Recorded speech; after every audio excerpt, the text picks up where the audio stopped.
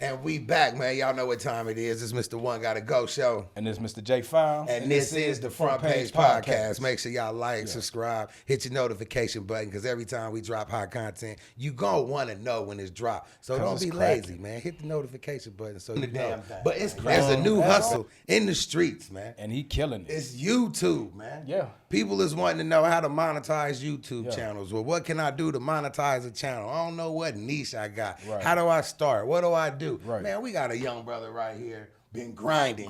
He gonna give you the game. He gonna give you some game. Yeah, he gonna tell you everything how he got to where he's at. And he's been grinding. He gonna stun on his homies one good time while he here. You feel me? So none other on the front page. We got Malachi Small in the building, baby.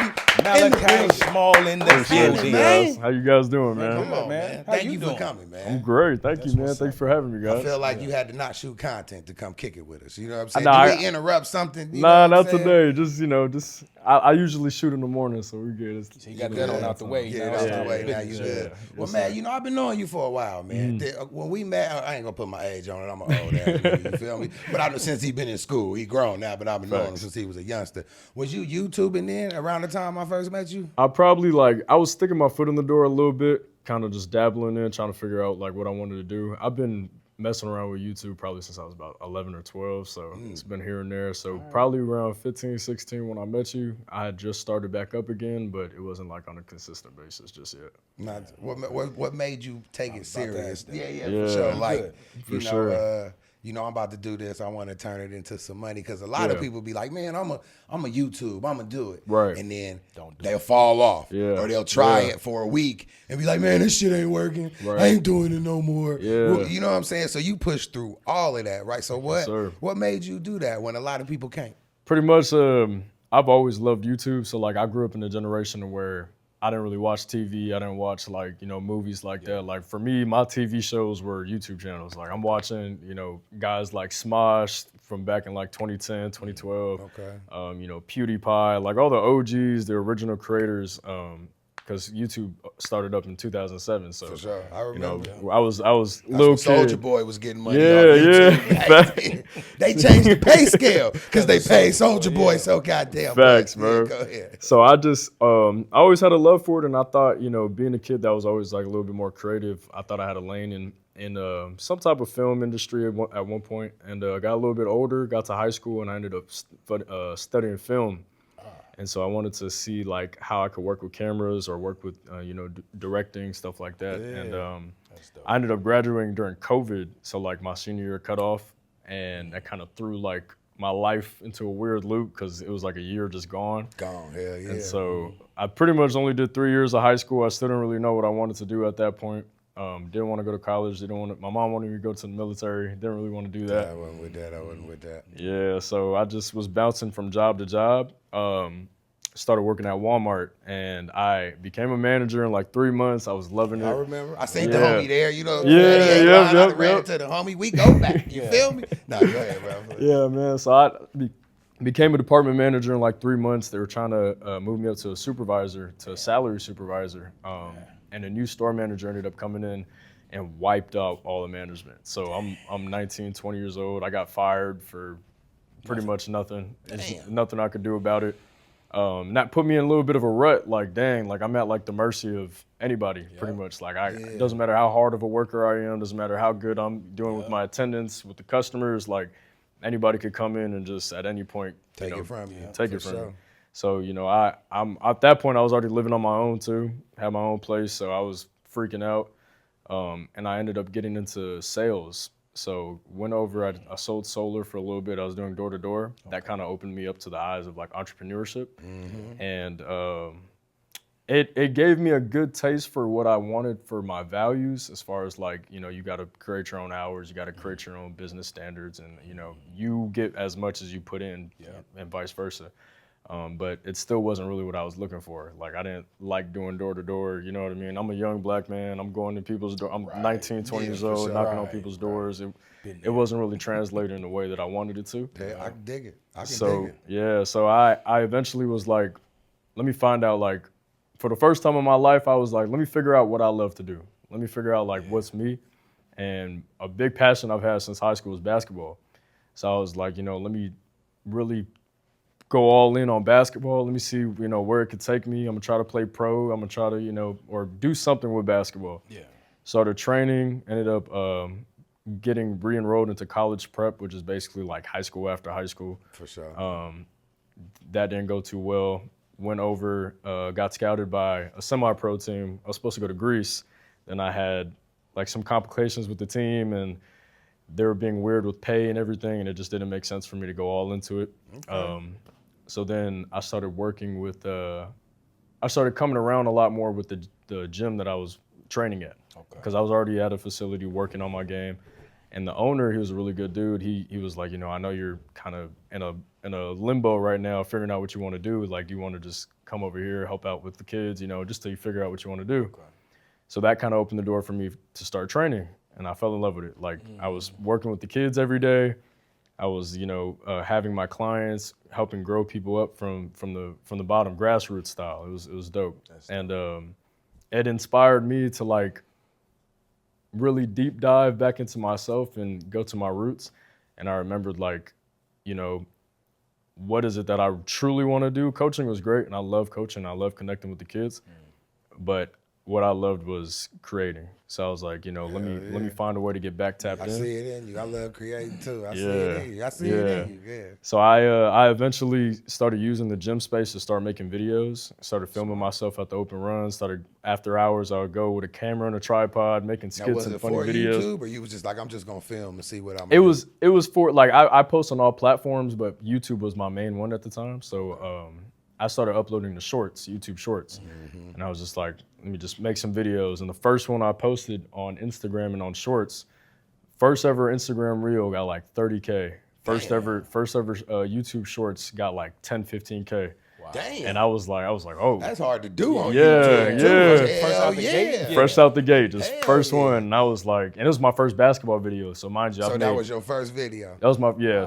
Was you as good as editing then as you are now? Not at all. So it was like a raw video. It was like, it wasn't too much editing into it. It was more like a funny highlight. So it was really just more my personality than anything. Okay, like people got to see some of my skill, but they got to see like my funny personality mixed in with it. Yeah. And I think that's what really helped it, kind of skyrocket a little bit. And I seen that first one go, and I didn't look back. I was like, this is what I was meant to do. Yeah. I'm gonna put my all into it, and here we are 2 years later, and filming. Right. Yeah, man. Boy, that shit is hard, man. I love that, bro. Appreciate it. Because it's like, that's where I'm at. Even that, I feel how you feel about YouTube, bro, at 45.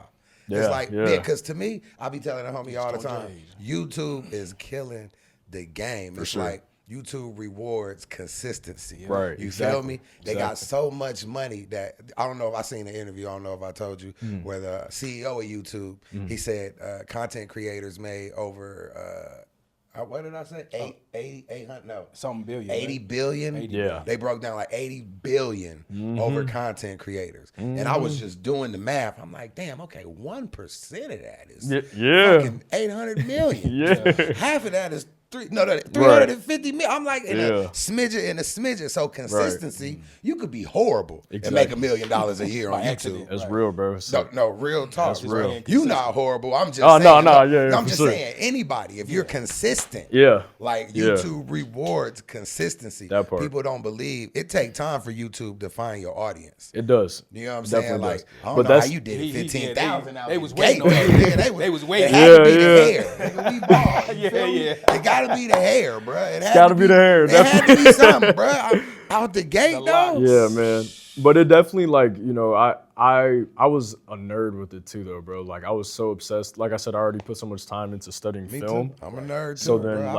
like, when you really love something, like, I'm going you're home obsessed. and getting right back on the phone as soon as I leave here. Yep. Shit, you feel me? So you just, you put in a lot of time into it, and you kind of understand, like, what people don't understand when they say being consistent is key is not necessarily like, just if I post every day, I'll be fine, which there is some truth to that, but to elevating, right, there's analytics within consistency. So like when you're talk to these motherfuckers. Yeah, it's real, bro. So when you're posting every day for a 30-day span, now you have a 30-day sample size to say, okay, what happens when I post at these times versus these times? What happens when I post a 10-second video versus a 30-second video, right? Yeah. So I don't think a lot of people that He's smart. I was like, Smart. oh He my figured it God. out. Yeah. Yes, listen. No, he So on the when right I- path, Just. I promise. This nigga's gonna be rich. Why you better say? So I don't Go think a ahead. lot of people understand when it comes to consistency, like the deeper meanings of it. Like you have to sample size things. You have to, break down your analytics, find your audiences, and then you have to target that audience. So like once you figure out like, okay, this kind of video might blow up, it really is important to understand like what else are they watching within that community, right? Yeah. So it's like you don't want to make the exact same content, but you do want to have something that's very like familiar to them, right? Yeah. So that consistency every single day. The longer you're doing it, the more data and analytics, and the more you have, the better your content. It's almost impossible to not get better over time. For sure. 100%. Because of the consistency. Yeah. I live by the Mr. Beast rule. I'm a big Mr. Beast fan. He's one of the coldest niggas walking. He got more subscribers than Netflix. Nigga. Yes. You feel me? Like he's crazy. killing them. You know what I'm saying? So I went to sleep listening to every Mr. Beast interview for at least a year. Yeah. That was my going to sleep music. I put my headphones on and just listen to him on the interview. My kids be like, why are you watching Mr. Beast? It ain't even a video. It's knowledge, I'm like, bro. nah, he's giving up the game right now. I'm learning how to get some bread. You feel me? Because one thing I took from him, and you might believe it too, is he says, you really don't know shit until you make 100 videos. Like that's a fact. If you don't make 100 videos, you don't know nothing. Don't say nothing to me. That's a Go fact. grind. You don't know shit. Don't come to me complaining. Don't do shit until you make 100 videos. That's a now, fact. Tell us why you agree with that. And it's like I said, it's sample size, bro. So you're really breaking it down. You make 100 videos. You got to think if you post a video every single day, once a day, even 100 videos will take 100 days, right? Mm-hmm. That's months on months of putting time, putting energy. So you're learning not only like what's working with your audience, but now you're learning, your own schedule, your own editing style, how to put out content faster, how to mass produce content. So now it's like I've made 100 videos. I can make 200 videos in half the time that I made 100 videos, right? So I know everybody's seen the logo at the bottom of the screen on the front page. That's right, baby. Alky Water. Now y'all can scan that QR code and make sure y'all test some of the crispness water out there, man. Tell them the front page sent you, and it's how we keep everybody freshly hydrated on the show, baby. Alky. So I love, definitely what Mr. Beast does is fire, and I watched a lot of him to also kind of understand his mindset a lot, because mindset is huge in content, bro. And that's where I say a lot of what I learned came from sales too, because it's kind of like a dog-eat-dog world when it comes to content. Like you really gotta like want it more than the next person, because if you don't, you can have 1 million followers and that could be gone. Yeah, for sure. Like that. YouTube is definitely something you gotta stay at every day. If you be like, oh, I got it cracking, I can chill for a month. You'll be out the loop, man. Your followers will be looking for somebody else. Yeah, one of the things when you started, you gotta see it through. Yeah, you have to see it all the way through. Don't mess that momentum up, because it's hard to get it back going. Yes, sir. Yeah. How did you know, bruh? Because you started out. You said the first video was you just shooting. Yeah. So you was it was me in the game. So I went to a pickup run. And I got a rebound over a dude. I grabbed the rebound and I said something funny that I'm more PG now with what I say, so I ain't gonna say it again. For the money, but I said. But you can say what you said on the front page. Okay, yeah, all right, cool. So I grabbed the rebound. I said, "Fuck out here, little nigga," and I grabbed it and fuck out of here. Yeah, so I got the ball and I ran down the court. And I did a Euro step from the 3-point line. And I laid it up and I screamed. I was like, I feel like Giannis. I feel like Giannis. And I cut the video and I just put in a couple sound effects that were funny, added some music to really build the momentum. But that was real emotion though. And so you didn't know you was recording, but you was living game moment. That was just me being me. Like camera on or off, that's something that I would do. Like for sure. And that's one thing I noticed too with YouTube, man, and we talk about this all the time. Just being authentic, being yourself, don't be fake or phony. For sure. That's what really people can sense that through whatever they watch. Yeah, they can. Be like, oh, he faking. Yeah, that ain't really him. Yeah. And that's why always you gotta love what you do for YouTube too, because when the shit don't pay, you still got to have the heart to keep doing it every day like it is. That part. You feel me? Because you almost gotta be psycho. You know what I'm That's saying? a fact. Not everything hit. Not everything is Not everything hit. And then go ahead. I was gonna say, and then even with that too, because I have conversations like this with my mentor all the time. It's like, loving it is important because you can put a whole day's worth of time and energy into a video, be super excited, be like, oh, this is the one, this is gonna go crazy, people are gonna love this. and you put it out and it does terrible. Nothing. And that is so demoralizing to people. And it, as humans, obviously, if we get excited about something, we want to share it, we want to, tell people about it. But ultimately, in the world that we live in, retention rate is king. And a lot of people don't have the best attention spans right now, especially with the younger audience, and that's who mostly controls social media. So it's like you could put out something that you think is going to be the video that takes you off, and it does terrible. And what that does to a lot of people mentally is it takes away that motivation. It's like, I don't want to do this anymore. I just be like, oh, well, fuck it, I struck out. I'll be back tomorrow. And that's the difference between success and not being successful. That's like saying you got the ball. That's like saying Kobe missed the game winner. You don't think he ain't going to shoot that motherfucker tomorrow? Exactly. I'm going to shoot the game winner tomorrow. But even in basketball, kids have that. A lot of kids and people have that same mentality. Even like that can be applied to pretty much everything in life. Like I relate basketball a lot because of me being a trainer for the last 4 years. But it's like they always say a good shooter has a bad memory, meaning like you can shoot the whole game, miss every single shot.